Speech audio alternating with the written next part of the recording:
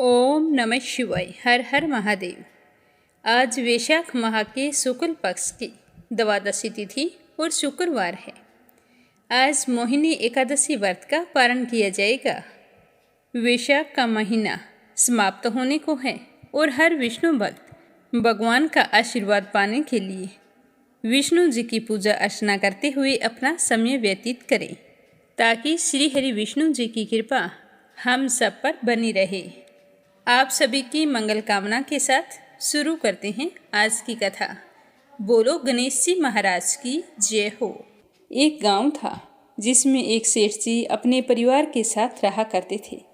सेठ जी का गांव के पास ही शहर में बहुत बड़ा कारोबार था।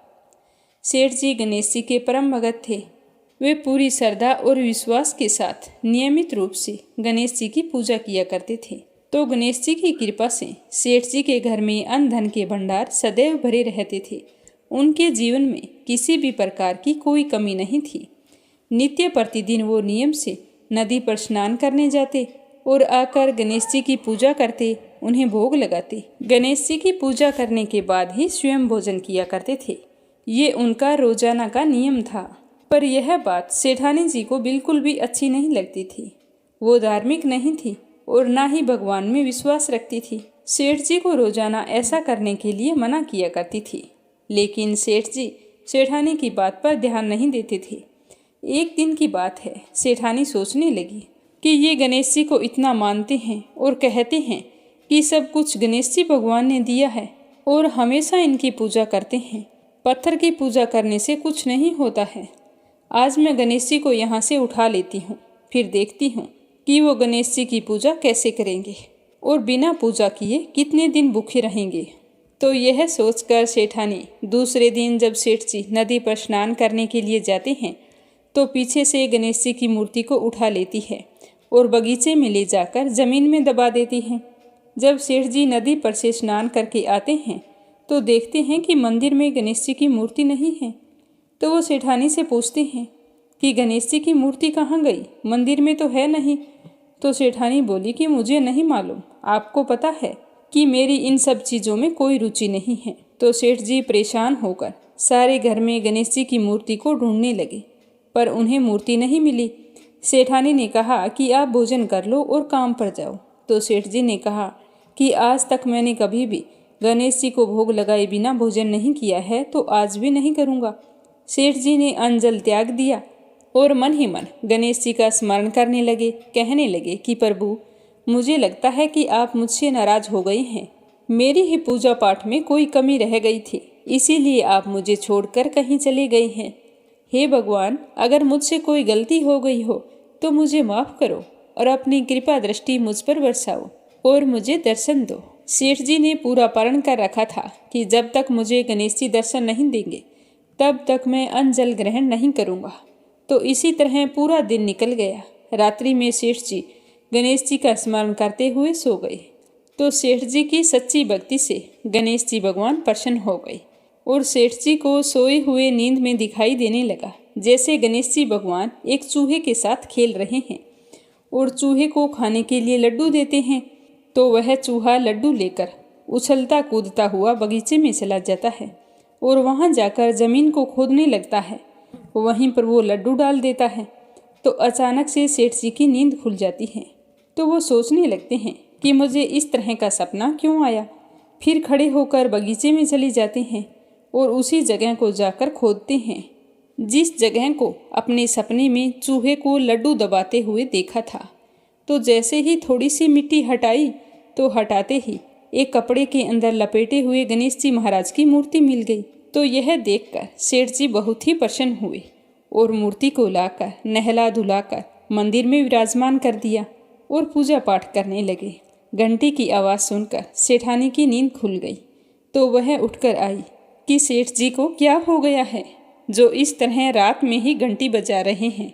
तो सेठानी उठकर मंदिर में आकर देखती है तो गणेश जी की मूर्ति वहाँ पर विराजमान थी और सेठ जी पूजा पाठ कर रहे थे। तो यह देखकर सेठानी को बड़ी ही हैरानी होती है और वह हाथ जोड़कर सेठ जी से माफ़ी मांगती है और गणेश जी को छिपाने वाली सारी बात सेठ जी को बता देती है। तो सेठ जी कहते हैं कि अब तो तुम्हें विश्वास हो गया होगा कि यह सब कुछ गणेश जी भगवान ने दिया है, तो सेठानी शर्मिंदा होते हुए कहती है कि मुझसे बहुत बड़ी गलती हो गई। आज के बाद मैं भी तुम्हारे साथ रोजाना नियम से गणेश जी भगवान की पूजा किया करूँगी। उसी दिन से सेठ और सेठानी प्रेम पूर्वक पूरे श्रद्धा भाव से गणेश जी भगवान की पूजा करने लगे। हे गणेश जी भगवान, जैसे आपने अपना आशीर्वाद सेठ जी पर बनाए रखा, उसी तरह सभी पर बनाए रखना। जो भी आपकी पूजा पाठ करके इस कथा को सुने, उसकी सारी मनोकामनाएं पूर्ण करना। बोलो गणेश जी भगवान की जय हो।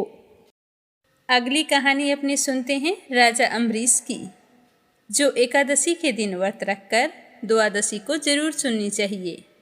राजा अम्बरीश भगवान श्री हरि के परम भगत थे।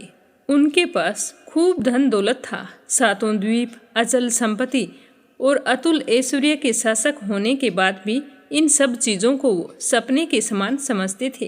राजा अम्बरीश का मानना था कि जिस धन वैभव के लोभ में पड़कर मनुष्य घोर नरक में जाता है, वह केवल 4 दिन की चांदनी होती है। राजा अम्बरीश का भगवान श्री कृष्ण में और उनके प्रेमी साधुओं में परम प्रेम था।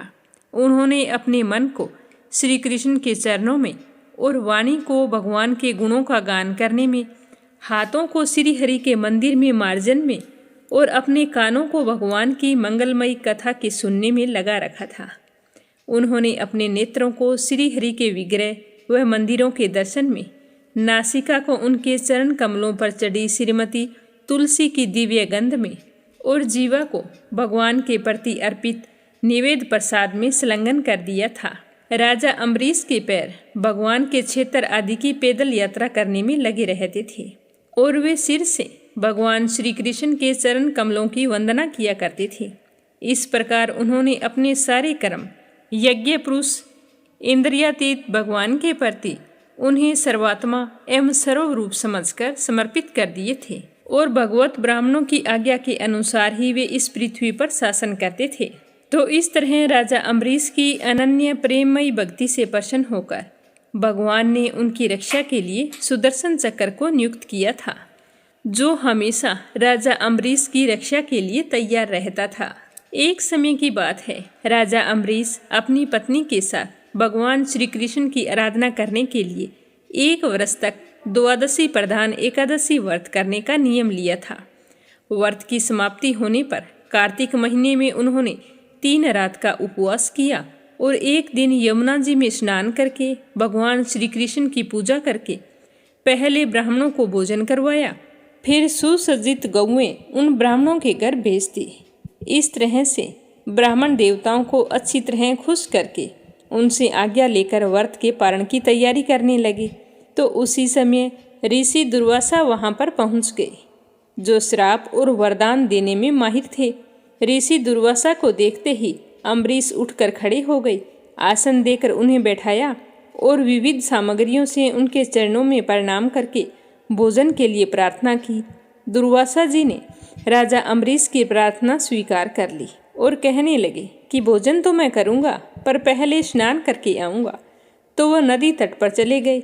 वहाँ पर ब्रह्मा जी का ध्यान करते हुए यमुना के पवित्र जल में स्नान करते रहे और उधर राजा अम्बरीश के पारण का समय बीतता जा रहा था।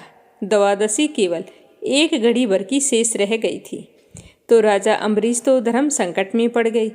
तो ब्राह्मणों से परामर्श करने लगे, कहने लगे कि ब्राह्मण देवताओं, ब्राह्मण को बिना भोजन करवाए स्वयं खा लेना और द्वादशी रहते पारण ना करना, दोनों में ही दोष है। इसीलिए आप मुझे ऐसा कोई उपाय बताओ जैसा करने में मेरी भलाई हो और मुझे पाप ना लगे। मुझे क्या करना चाहिए? तो सारे ब्राह्मण विचार करके कहने लगे कि श्रुतियों में ऐसा कहा गया है कि जल पी लेना भोजन करना भी है और नहीं करना भी है। इसीलिए इस समय तुम जल से पारण कर लो। तो ऐसा निश्चय करके मन ही मन भगवान का चिंतन करते हुए राजा अम्बरीश ने जल पी लिया और फिर दुर्वासा जी के आने का इंतजार करने लगे।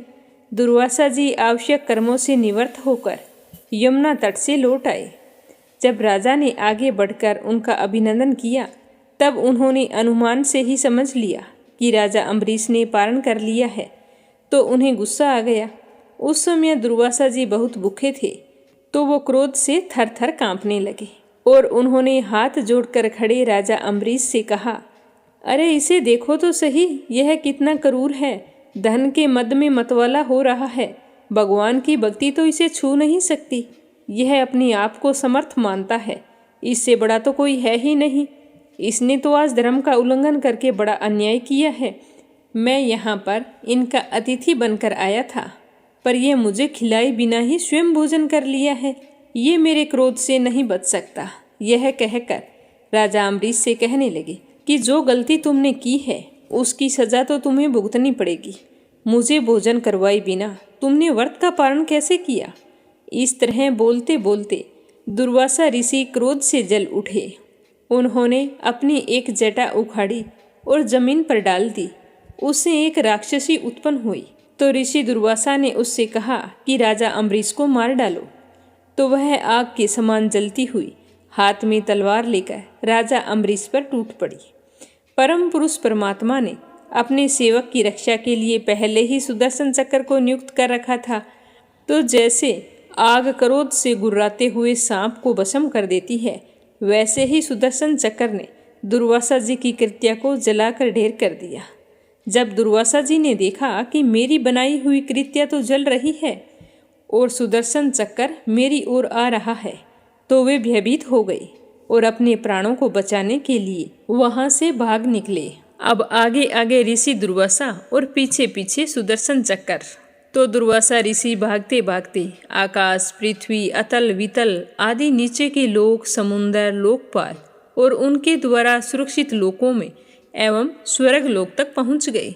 पर सुदर्शन चक्र उनके पीछे लगा ही रहा। तो इस तरह चक्कर को अपने पीछे लगा हुआ देखकर ऋषि दुर्वासा डर गए।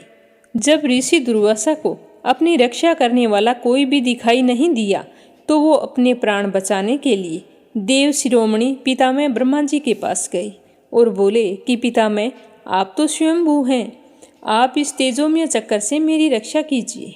तो पितामह ने कहा कि दुर्वासा जी, मैं, शंकर जी, दक्ष, भृगु आदि प्रजापति, भूतेश्वर आदि सब जिनके बनाए नियमों में बंधे हैं तथा जिनकी आज्ञा शिरोधार्य करके हम लोग संसार का हित करते हैं, उनके भगत के द्रोही को बचाने में हम समर्थ नहीं हैं।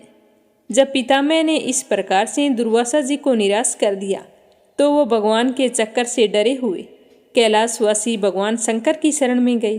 तो शंकर जी से जाकर रक्षा की गुहार लगाई। तो शंकर जी ने कहा कि दुर्वासा जी, जिनसे पैदा हुए अनेकों ब्रह्मांडों में हमारे जैसे हजारों चक्कर काटते हैं, यह चक्कर उन्हीं विश्वेश्वर का शस्त्र है। तो अपनी जान बचाने के लिए आप उन्हीं की शरण में जाओ। विष्णु भगवान ही तुम्हारा मंगल कर सकते हैं। तो शंकर जी की बात सुनकर निराश होकर दुर्वासा जी श्री हरि के परम धाम बैकुंठ की ओर भाग पड़े। ऋषि दुर्वासा भगवान के चक्कर की आग से जल रहे थे। वे बैकुंठ पहुँचते ही भगवान के श्री चरणों में गिर पड़े। उन्होंने कहा कि हे अच्युत, हे अनंत, आप संतों के एकमात्र इच्छित हैं। प्रभु, संपूर्ण जगत के जीवनदाता, मैं अपराधी हूँ, आप मेरी रक्षा कीजिए। आपका परम प्रभाव न जानने के कारण मैंने आपके प्यारे भक्त का अपराध किया है। प्रभु, आप मुझे बचाइए। तो श्री भगवान जी बोले कि दुर्वासा जी, मैं तो सर्वथा भक्तों के अधीन हूँ, मुझ में तनिक भी स्वतंत्रता नहीं है। जो भक्त स्त्री पुरुष, ग्रह गुरुजन, प्राण तथा इस लोक और परलोक सबको छोड़कर केवल मेरी शरण में आए हैं, उन्हें छोड़ने की तो मैं सोच ही नहीं सकता। तो मैं तुम्हें कैसे बचा सकता हूँ? इसमें कोई संदेह नहीं है कि ब्राह्मणों के लिए तपस्या और विद्या परम कल्याण के साधन है, परंतु यदि ब्राह्मण उदंड और अन्यायी हो जाए तो वे दोनों ही उल्टा फल देने लगते हैं। तो दुर्वासा जी दुखी होकर कहने लगे कि भगवान, कोई तो उपाय होगा जिससे मेरी रक्षा हो सके। मेरा शरीर तो बुरी तरह से जल रहा है। तो विष्णु भगवान कहने लगे कि दुर्वासा जी सुनिए, मैं आपको एक उपाय बताता हूँ जिसका अनिष्ट करने से आपको इस विपत्ति में आना पड़ा। आप उसी के पास जाइए और उनसे क्षमा मांगिए, तभी आपको शांति मिल सकती है। तो इतना सुनते ही ऋषि दुर्वासा उल्टे पांव दौड़ पड़े और भागते भागते राजा अम्बरीश के पास आई और अत्यंत दुखी होकर राजा अम्बरीश की पैर पकड़ने चाहे। तो दुर्वासा जी की यह चेष्टा देखकर राजा अम्बरीश लज्जित होकर कहने लगे कि आप यह क्या कर रहे हैं? आप तो मेरे गुरु हैं और मेरे पैर पकड़कर मुझे क्यों शर्मिंदा कर रहे हैं? तो दुर्वासा ऋषि ने चक्कर की ओर इशारा करते हुए कहा कि मुझे इससे बचाइए, मेरी रक्षा कीजिए। तो राजा अम्बरीश भगवान के चक्कर की स्तुति करने लगे। राजा अम्बरीश ने कहा कि प्रभु सुदर्शन, आप अग्नि स्वरूप हैं, भगवान के प्यारे 1000 दांतों वाले चक्कर देव, मैं आपको नमस्कार करता हूँ। समस्त अस्त्र शस्त्रों को नष्ट कर देने वाले एवं पृथ्वी के रक्षक, आप इस ब्राह्मण की रक्षा कीजिए। आप कृपया करके हमारे कुल के भाग्य उदय के लिए दुर्वासा जी का कल्याण कीजिए। हमारे ऊपर यह आपका महान अनुग्रह होगा। यदि मैंने कुछ दान किया हो, यज्ञ किया हो अथवा अपने धर्म का पालन किया हो और हमारे वंश के लोग ब्राह्मणों को ही अपना आराध्य देव समझते रहे हों, तो दुर्वासा जी के शरीर की जलन इसी समय मिट जाए। भगवान समस्त गुणों के एकमात्र आश्रय स्थल हैं। यदि मैंने समस्त प्राणियों की आत्मा के रूप में उन्हें देखा हो और वे मुझ पर प्रसन्न हों, तो दुर्वासा जी के हृदय की सारी जलन मिट जाए। जब राजा अम्बरीश ने सुदर्शन चक्कर की इस प्रकार स्तुति की, तो उनकी प्रार्थना से वह चक्कर शांत हो गया और दुर्वासा जी चक्कर की आग से मुक्त हो गए। उनका चित्त स्वस्थ हो गया और वे राजा अम्बरीश को अनेकों उत्तम आशीर्वाद देते हुए उनकी प्रशंसा करने लगे। दुर्वासा जी ने कहा कि धन्य है, आज मैंने भगवान के प्रेमी भक्तों का महत्व देखा।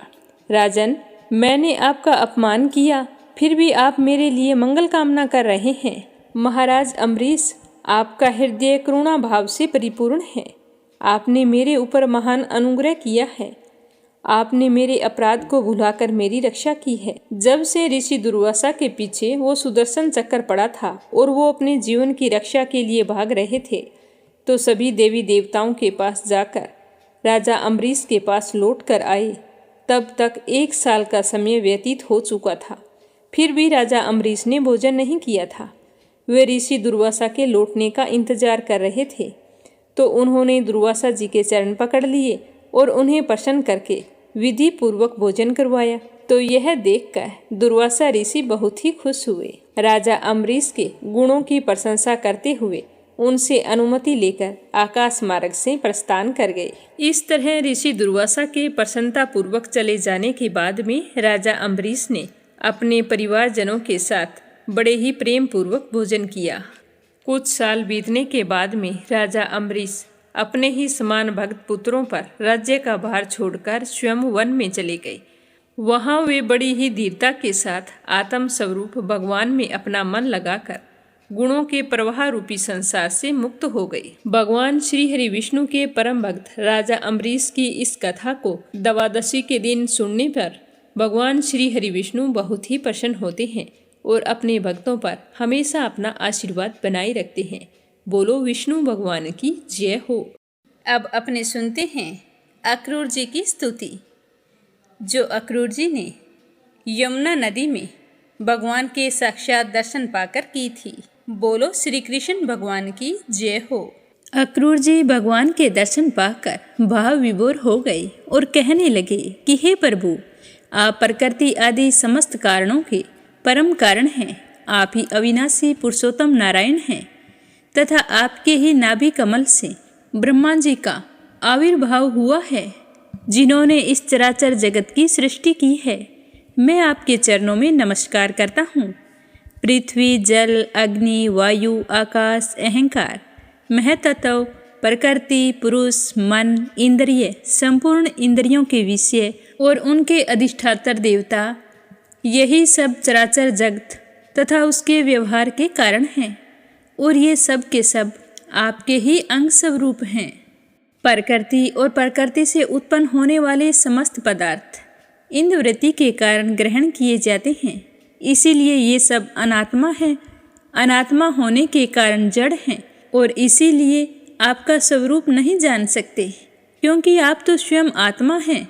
ब्रह्मा जी अवश्य ही आपके स्वरूप हैं, परंतु वे प्रकृति के गुण रज से युक्त हैं, इसलिए वे भी आपकी प्रकृति का और उसके गुणों से परे का स्वरूप नहीं जानते हैं। साधु योगी स्वयं अपने अंतःकरण में स्थित अंतर्यामी के रूप में, समस्त भूभौतिक पदार्थों में व्याप्त परमात्मा के रूप में और सूर्य, चंद्र, अग्नि आदि देवमंडल में स्थित इष्ट देवता के रूप में तथा उनके साक्षी महापुरुष एवं नियंता ईश्वर के रूप में साक्षात आपकी ही उपासना करते हैं। बहुत से कर्मकांडी ब्राह्मण कर्म मार्ग का उपदेश करने वाली त्रिविद्या के द्वारा जो आपके इंद्र, अग्नि आदि अनेक देववाचक नाम तथा वज्रहस्त, सप्तार्ची आदि अनेक रूप बतलाती है, बड़े बड़े यज्ञ करते हैं और उनसे आपकी ही उपासना करते हैं। बहुत से ज्ञानी अपने समस्त कर्मों का संन्यास कर देते हैं और शांत भाव में स्थित हो जाते हैं। वे इस प्रकार ज्ञान यज्ञ के द्वारा ज्ञान स्वरूप आपकी ही आराधना करते हैं। और भी बहुत से संस्कार संपन्न अथवा शुद्ध चित्त वैष्णव जन आपकी बतलाई हुई 5 रात्र आदि विविधियों से तन्मय होकर आपके चतुर्विग्रह आदि अनेक और नारायण रूप एक स्वरूप की पूजा करते हैं।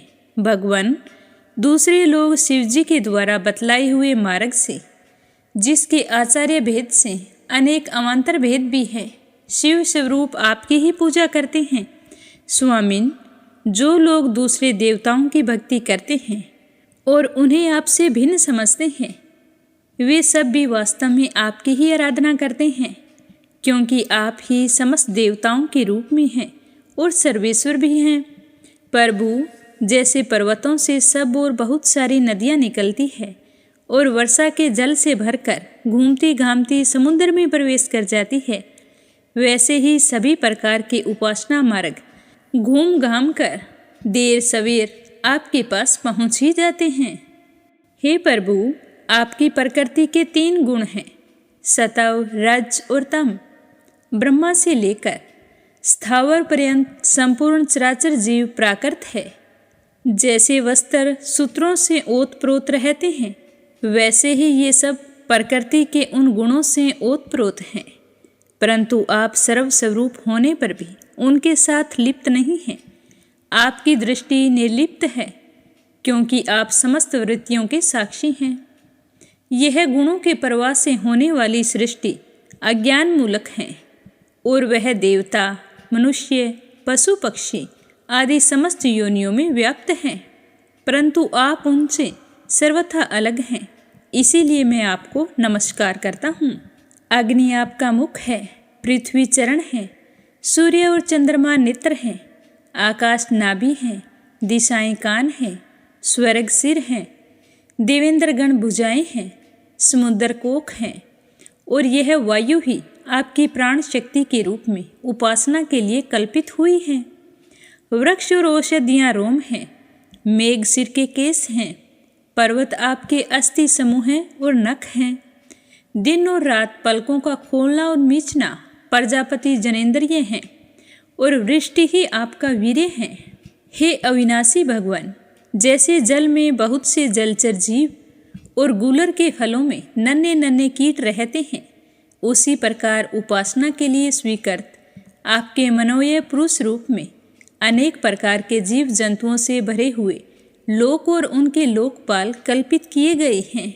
प्रभु, आप क्रीड़ा करने के लिए पृथ्वी पर जो जो रूप धारण करते हैं, वे सब अवतार लोगों के शोक और मोह को धो बहा देते हैं और फिर सब लोग बड़े आनंद से आपके निर्मल यश का गान करते हैं।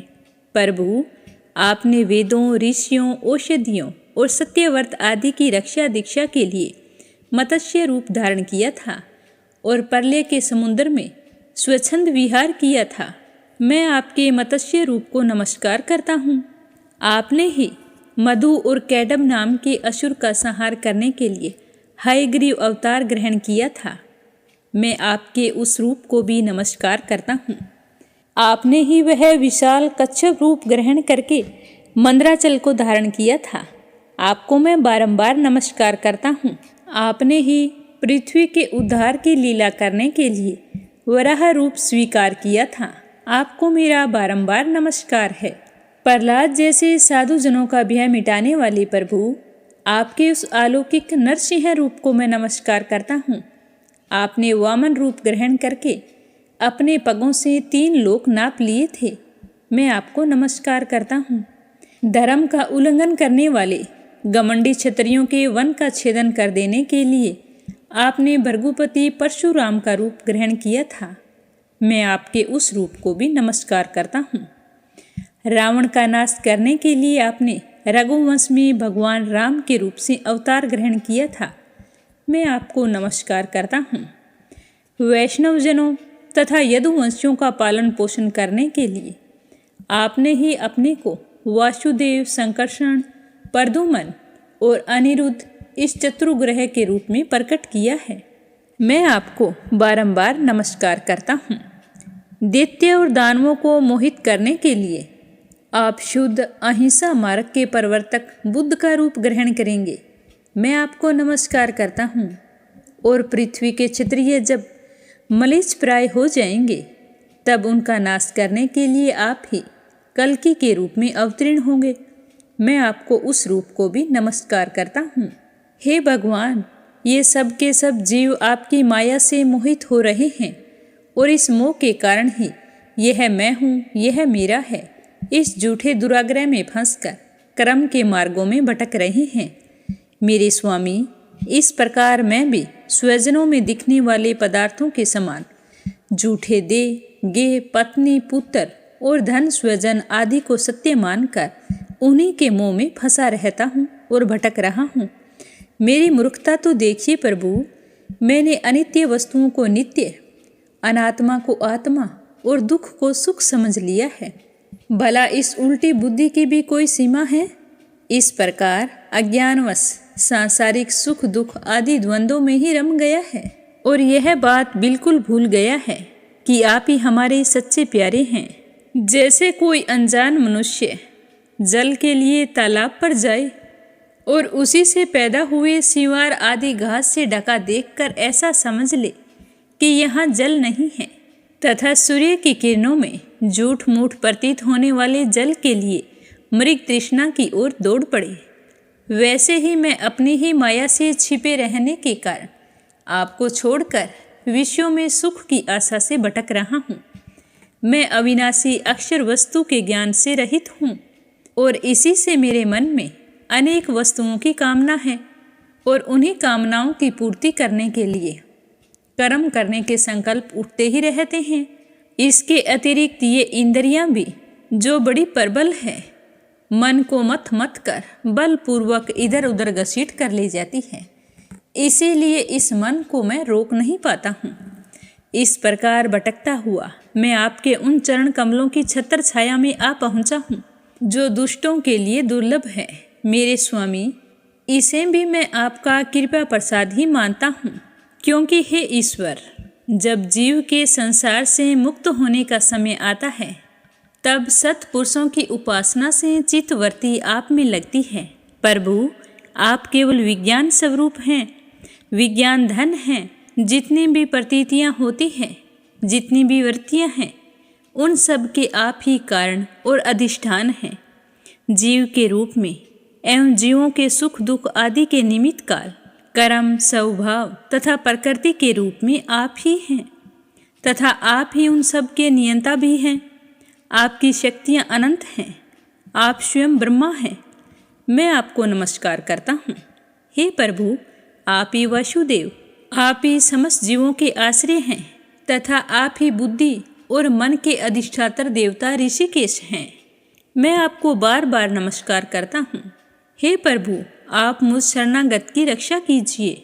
जो मनुष्य द्वादशी तिथि के दिन भगवान श्री हरि विष्णु की पूरे विधि विधान से पूजा करता है और उनकी कथाओं को सुनता है, उसकी सारी मनोकामनाएं पूर्ण होती है। इसीलिए हर विष्णु भक्त को एकादशी के दिन व्रत रखकर द्वादशी के दिन भली भांति श्री हरि विष्णु भगवान, माता लक्ष्मी और तुलसी माता की पूजा अर्चना करनी चाहिए।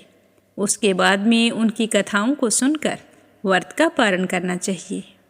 अब अगली कहानी अपनी सुनते हैं 3 प्रेत की, कि किस तरह 3 प्रेतों का वैशाख स्नान से उद्धार हुआ था।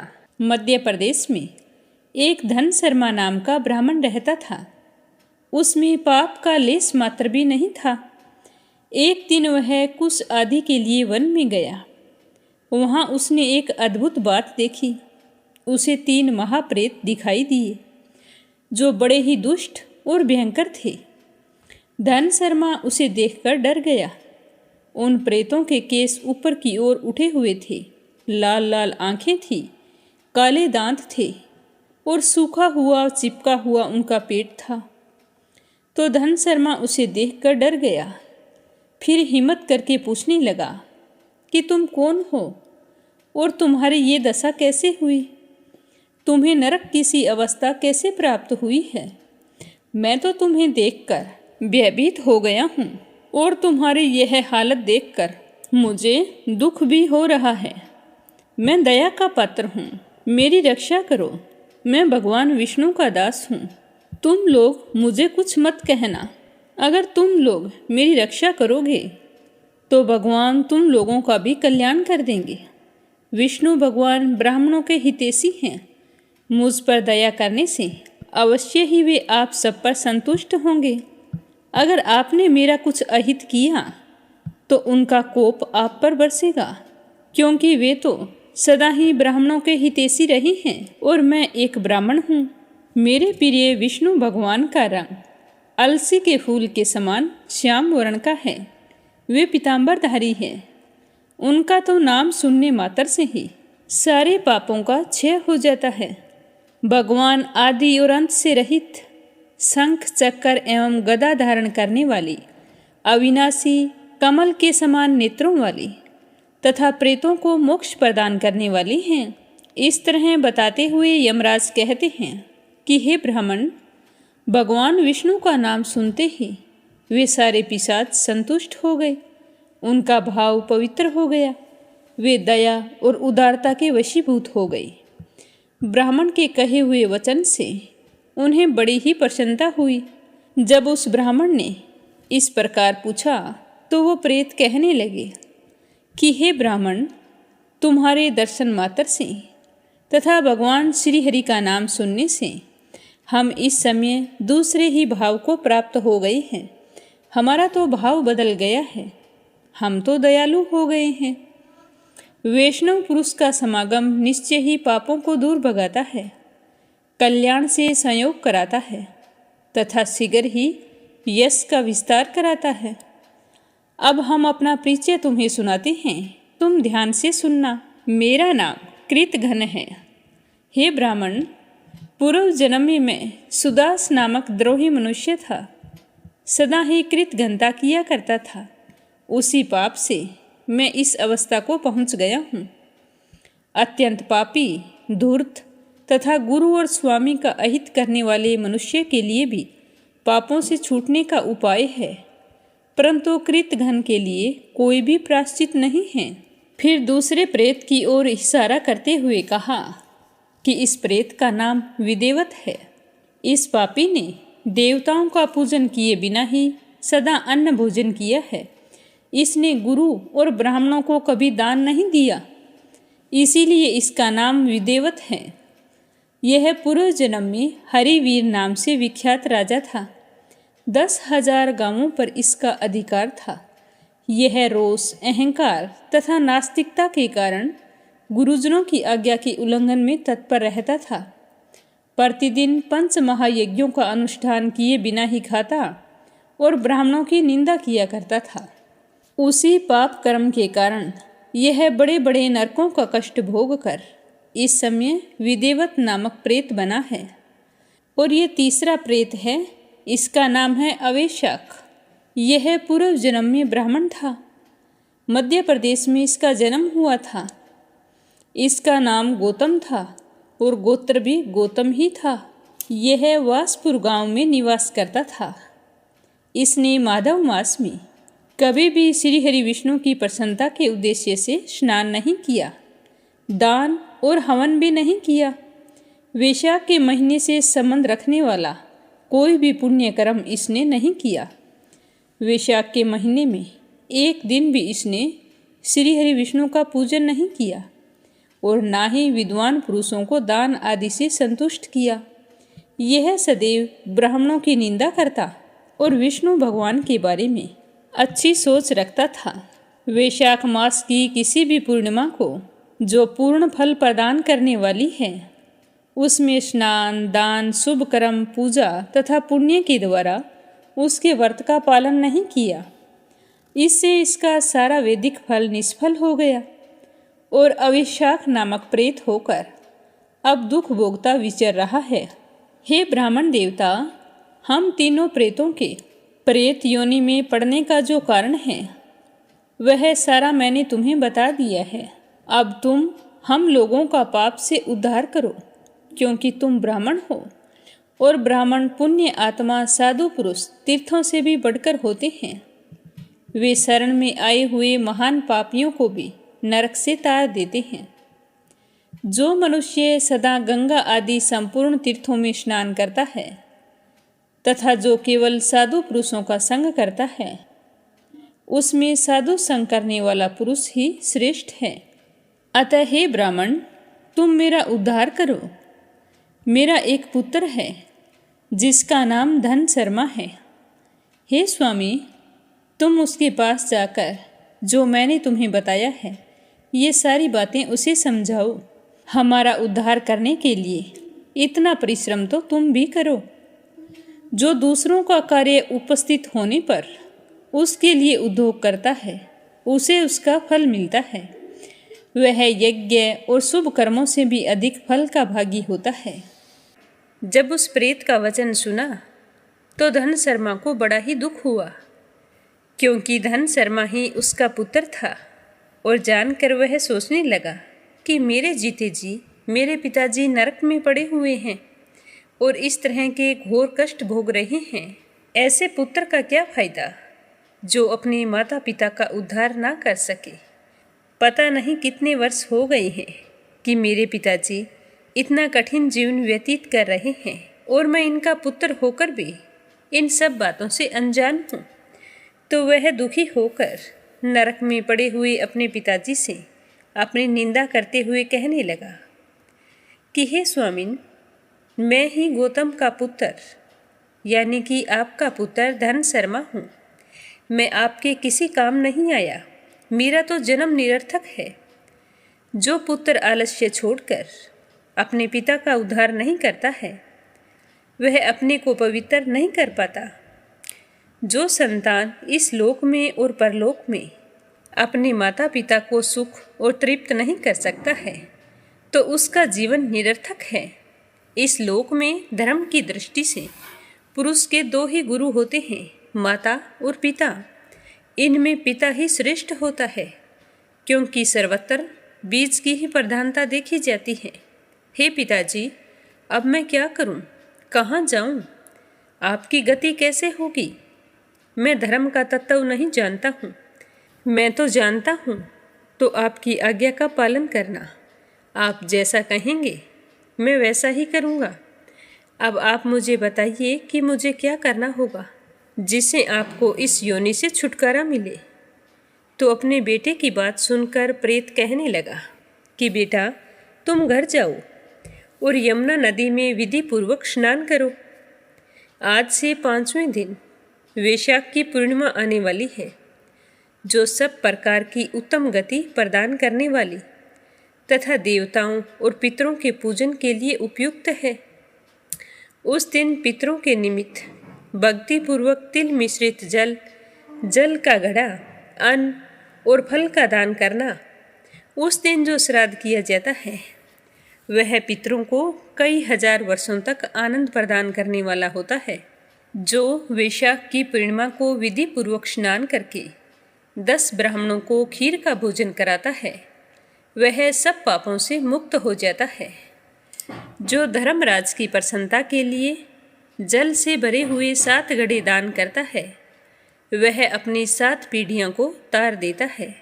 हे बेटा, त्रयोदशी, चतुर्दशी तथा पूर्णिमा को भक्ति परायण होकर स्नान, जप, दान, होम और श्री माधव का पूजन करो और फिर उससे जो फल प्राप्त हो वो हम लोगों को समर्पित कर दो। ये दोनों प्रेत भी मेरे परिचित हो गए हैं, अतः इनको इसी अवस्था में छोड़कर मैं अकेला स्वर्ग लोक को नहीं जा सकता। अब इन दोनों के पाप का अंत भी आ गया है। इस तरह बताते हुए यमराज कहते हैं कि हे ब्राह्मण, अपने प्रेत पिता की बात सुनकर धन शर्मा ने कहा कि हे पिताजी, जैसे आपने कहा है वैसा ही होगा। ऐसा कहकर वह श्रेष्ठ ब्राह्मण अपने घर चला गया। वहाँ जाकर उसने सब कुछ उसी तरह किया जैसे उसके प्रेत पिता ने बताया था। वह पूरी प्रसन्नता पूर्वक परम भक्ति के साथ वैशाख स्नान और दान करने लगा। वैशाख की पूर्णिमा आने पर उसने आनंद पूर्वक भक्ति से स्नान किया और अनेकों तरह के दान किए। फिर उन सबको अलग अलग करके उनका पुण्य फल उन तीनों को प्रदान कर दिया। तो उस पवित्र दान के संयोग से वे तीनों प्रेत आनंद मगन होकर विमान पर बैठकर उसी क्षण धन शर्मा को धन्यवाद देते हुए स्वर्ग लोक को चले गए। ब्राह्मणों में श्रेष्ठ धन शर्मा भी श्रुति, स्मृति और पुराणों का ज्ञाता था। वह चिरकाल तक उत्तम भोग भोग कर अंत में ब्रह्मलोक को प्राप्त हुआ। वैशाख मास की पूर्णिमा परम पुण्यमयी और समस्त संसार को पवित्र करने वाली है और इसका महात्म्य बहुत ही पुण्यकारी है। मैंने संक्षेप रूप से इसका महत्व तुम्हें बतला दिया है।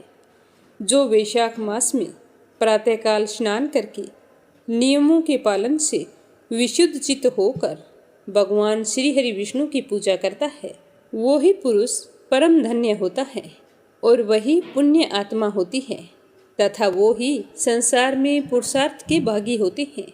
जो मनुष्य वैशाख के महीने में सुबह सवेरे स्नान करके संपूर्ण यम नियमों से युक्त होकर भगवान लक्ष्मीपति की आराधना करता है, वह निश्चय ही अपने पापों का नाश कर डालता है। जो प्रातःकाल उठकर श्री विष्णु की पूजा के लिए गंगा जी के जल में डुबकी लगाते हैं, उन्हीं पुरुषों ने अपने समय का सदुपयोग किया है तथा वे ही मनुष्यों में धन्य तथा पाप रहित होते हैं। उनका जीवन सार्थक हो जाता है। और जो मूर्ख और अज्ञानी व्यक्ति वैशाख मास के महात्म्य को नहीं जानते हैं और ना ही इस महीने में स्नान दान करते हैं, उनका जीवन निरर्थक होता है। उसके पितर हमेशा अतृप्त रहते हैं, जिसके कारण उसे अपने जीवन में नाना प्रकार के कष्टों को भोगना पड़ता है। अतः हर मनुष्य को वैशाख मास की महिमा समझते हुए वैशाख स्नान करना चाहिए, दान पुण्य करना चाहिए। वैशाख के महीने में प्रातःकाल नियम युक्त होकर मनुष्य जब तीर्थ में स्नान करने के लिए अपने पैर बढ़ाता है, उस समय श्री विष्णु के स्मरण और नाम कीर्तन से उसका एक एक पग अश्वमेध यज्ञ के समान पुण्य फल देने वाला होता है। श्री हरि के प्रियतम वैशाख के महीने का यदि पूरे विधि विधान से पालन किया जाए तो यह मेरू पर्वत के समान बड़े उग्र पापों को भी जलाकर भस्म कर डालता है। हे ब्राह्मण, तुम पर अनुग्रह होने के कारण मैंने यह प्रसंग तुम्हें संक्षेप से बताया है। जो भी मेरे कहे हुए इस इतिहास को भक्तिपूर्वक सुनेगा या सुनाएगा, वह सभी पापों से मुक्त हो जाएगा तथा उसे मेरे लोक यानी कि यमलोक में नहीं आना पड़ेगा। वैशाख मास के व्रत का विधि पूर्वक पालन करने से अनेकों बार के किए हुए ब्रह्म हत्या आदि पाप भी नष्ट हो जाते हैं। यह बात तय है कि वह पुरुष अपने 30 पीढ़ी पहले के पूर्वज और 30 पीढ़ी बाद की संतानों को भी तार देता है, क्योंकि अनायास ही नाना प्रकार के कर्म करने वाले भगवान श्री हरि विष्णु को वैशाख का महीना परम प्रिय है और यह सब महीनों में सबसे श्रेष्ठ है। अब आपने सुनते हैं लपसी और तपसी की कहानी। बोलो लपसी तपसी की जय हो। बहुत पुराने समय की बात है। एक गांव में एक ब्राह्मण परिवार रहा करता था। उसमें पति पत्नी के अलावा उनके 2 बच्चे थे। एक बेटा था, एक बेटी थी। ब्राह्मण दंपति बहुत ही सरल स्वभाव के थे। समय मिलने पर प्रभु का स्मरण किया करते थे। उनकी बेटी बहुत ही संस्कारी और सुशील थी, लेकिन उनका बेटा आवारा किस्म का था। वह कोई काम धाम नहीं करता और ना ही कभी अपने माँ बाप का कहना मानता था। समय के साथ दोनों बहन भाई बड़े हो गए। बहन की शादी कर दी गई, पर भाई का वही हाल था। उसके माँ बाप ने उसे समझाया कि बेटा, अब हम वृद्ध हो चले हैं, तुम कोई काम किया करो। लेकिन उस पर उनकी बातों का कोई असर नहीं होता था। तो एक दिन ब्राह्मणी अपने पति से कहने लगी कि स्वामी, आप बिल्कुल काम छोड़ दीजिए। जब घर में कुछ भी नहीं होगा तो यह अपनी जिम्मेदारी समझेगा और काम पर लग जाएगा। तो ब्राह्मण ने दूसरे दिन से काम पर जाना छोड़ दिया। तो यह देखकर उनके बेटे ने कोई काम नहीं किया और चोरी करने चला गया। आते जाते राहगीरों को लूट लेता और उसी से अपने घर का गुजारा किया करता था। तो उसकी लूटने और चोरी करने की आदत से सारे गांव वाले उसे लपसी कहने लगे। तो लपसी की इस हरकत से उसके माँ बाप बहुत ही दुखी रहते थे, पर वह किसी की सुनने के लिए तैयार नहीं था। इसी तरह समय बीतता गया। एक दिन की बात है कि लपसी एक पीपल के पेड़ पर बैठा था। तभी शिव पार्वती जा रहे थे। पार्वती माता गहनों से लदी हुई थी। तो लपसी उन्हें देखकर सोचने लगा कि सूरत के कितने गहने हैं, आज ये सारे के सारे लूट लूँगा तो मुझे कई महीनों तक चोरी नहीं करनी पड़ेगी। तो वह लूटने के इरादे से पीपल की ओट में होकर बैठ गया। जैसे ही शिव पार्वती वहाँ से जाने लगे तो लपसी एकदम से शिव पार्वती के सामने आकर कहने लगा कि जल्दी से जितने सारे गहने पहन रखे हैं उतार दो। तो पार्वती माता कहने लगी कि तुम चोरी क्यों करती हो, तुम्हें पता है चोरी करना पाप है। तो लपसी कहने लगा कि क्या करूं, घर पर मेरे माँ बाप हैं, मेरी एक भांजी है, उनके लिए दोनों समय भोजन की व्यवस्था कहाँ से करूं, मुझे कोई काम तो आता नहीं है। तो लपसी की बात सुनकर पार्वती माता कहने लगी कि तुम जो चोरी करके पाप करते हो, इस पाप का भागी कौन बनेगा। तो लपसी कहने लगा कि मेरे घर वाले सारे बनेंगे। तो पार्वती माता कहने लगी कि कोई नहीं बनेगा, पाप के भागी केवल तुम बनोगे। तो लपसी कहने लगा कि मैं लूट खोस कर उन्हीं के लिए लेकर जाता हूँ, तो पाप के भागी तो उन्हें बनना ही पड़ेगा। तो लपसी की बात सुनकर पार्वती माता ने हंसकर कहा कि हम यहीं पर बैठे हैं और तुम अपने घर जाओ, अपने घर वालों से पूछो कि कोई तुम्हारे पाप का भागी बनेगा क्या। तो यह सुनकर लपसी भागा भागा अपने घर आया और अपनी माँ के पास गया और कहने लगा कि माँ, मैं चोरी करके लाता हूँ, राह चलते राहगीरों को लूटता हूँ, तुम्हारे लिए ही तो करता हूँ। तो तुम मुझे एक बात बताओ, चोरी करने से जो पाप लगता है तो आप मेरे पाप के भागी बनोगे। तो लपसी की बात सुनकर उसकी माँ कहने लगी कि बेटा, मैंने तो तुमसे नहीं कहा कि तुम चोरी करके लाओ, तुम कमा कर लाओ, हमें तो 2 वक्त की रोटी चाहिए, मैं तो तुम्हारी पाप की भागी नहीं बनूंगी। तो माँ के मुंह से इस तरह की बात सुनकर लपसी तो हैरान हो गया।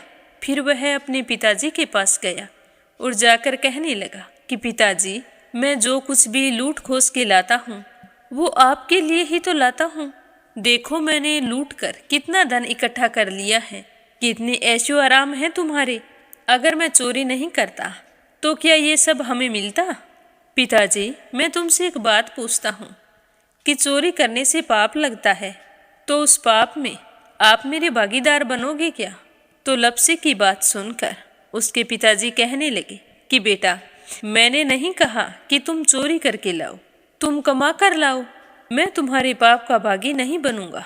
तो माँ बाप के मुंह से इस तरह की बात सुनकर वह बहुत ही उदास हुआ और सोचने लगा कि मैं कितने महीनों से चोरी कर रहा हूँ, ना जाने मुझ पर कितना पाप चढ़ गया है, और ये तो बोल रहे हैं कि पाप के भागी हम नहीं बनेंगे, तो अब क्या होगा। तो वह बड़े ही दुखी मन से शिव पार्वती से मिलने के लिए चल पड़ा।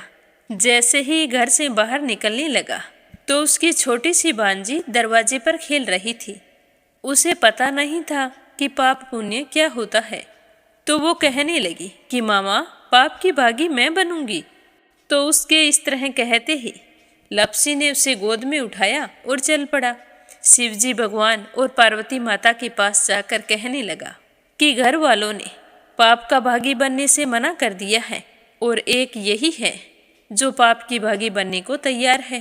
फिर लप्सी बड़े ही दीन स्वर में कहने लगा कि हे भगवान, मैं समझ गया हूँ कि चोरी करना पाप है।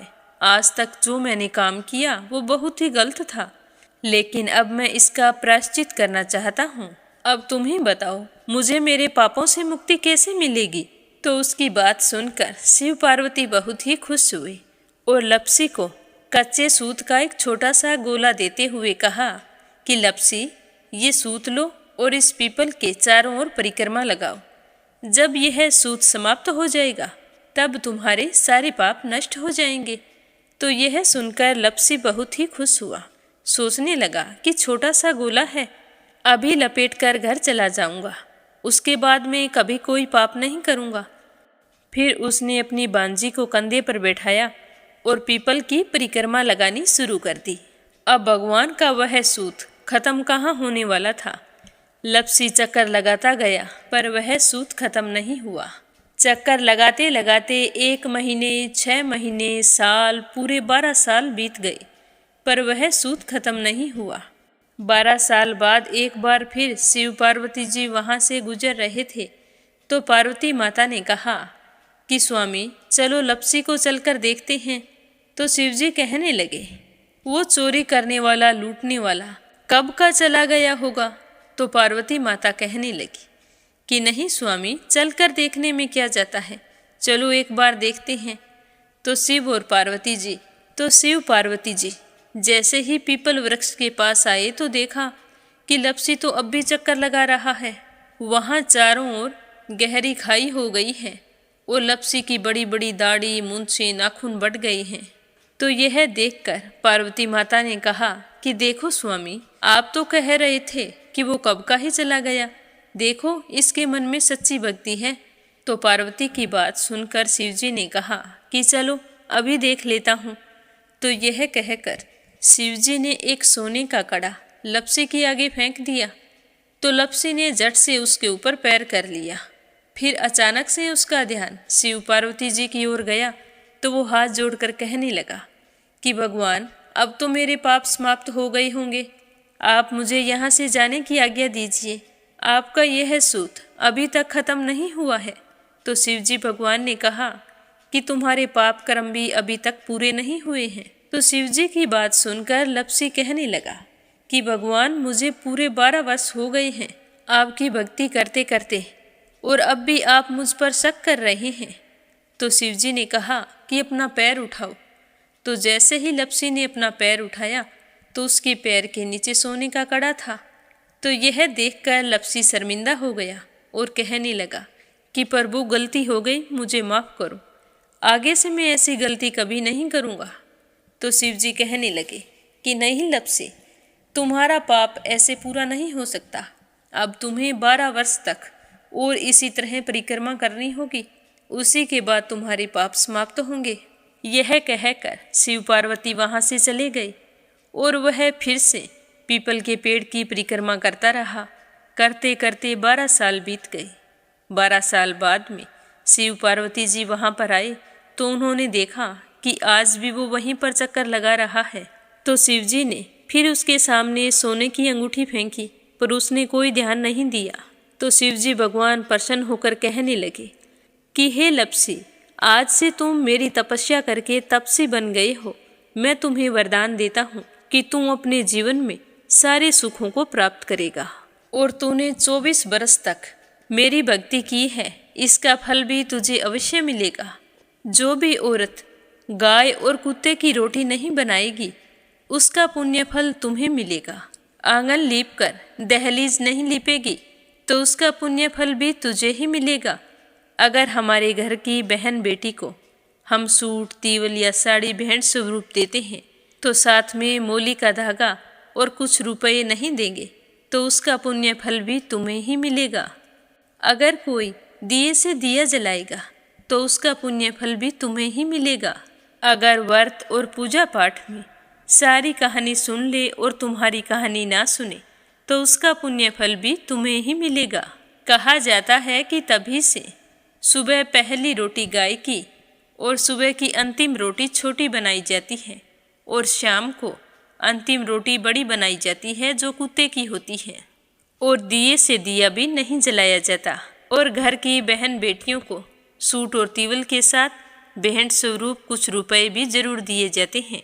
और उसी दिन से हर व्रत कथा के बाद में लपसी तपसी की कहानी जरूर सुनी जाती है, और कथा समाप्त होने पर कहा जाता है कि लपसी का फल लपसी को मिले, तपसी का फल तपसी को मिले।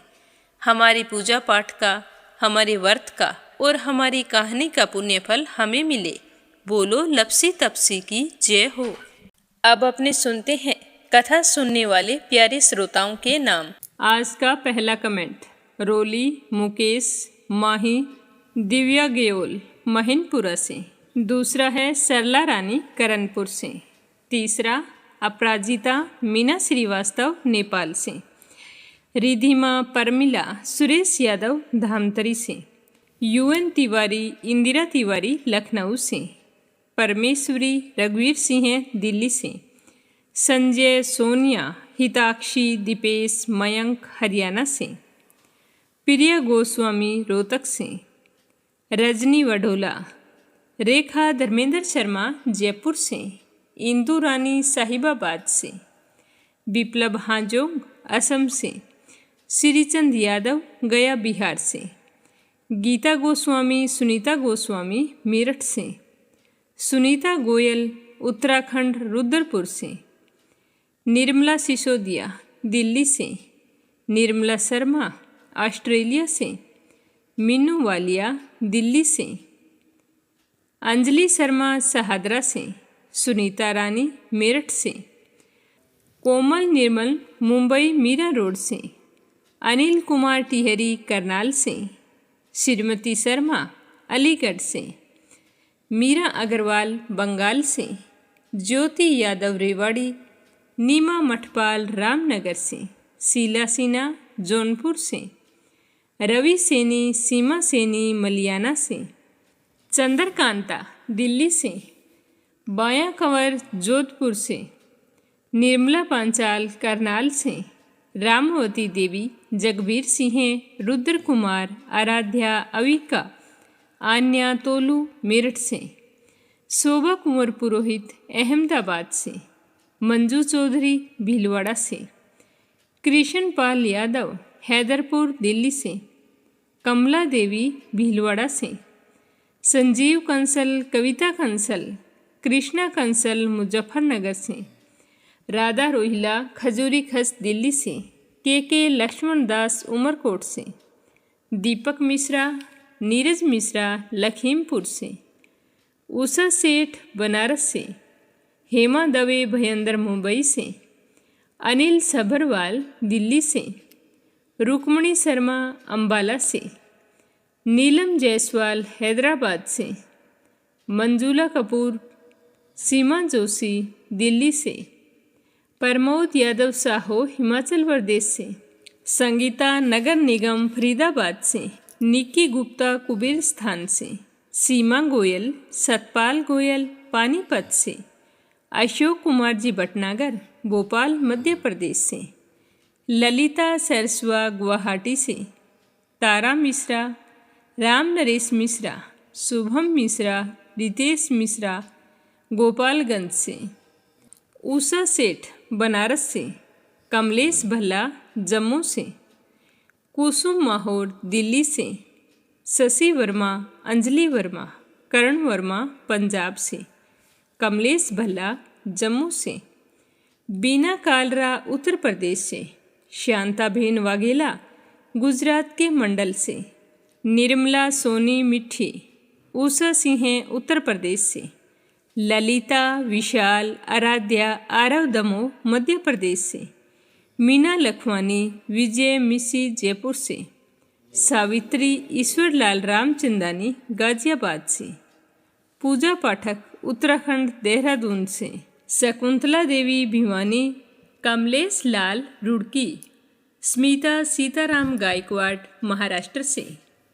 फूलमती देवी उत्तर प्रदेश से। देवी सिंह कार्तिक पायल सौम्या उमर रघुवंशी गजबा सौदा से। मीरा पूजा सोना सवाई शंकर। सभी श्रोताओं का बहुत बहुत धन्यवाद। आप हमेशा यूं ही अपना साथ और सहयोग बनाए रखें।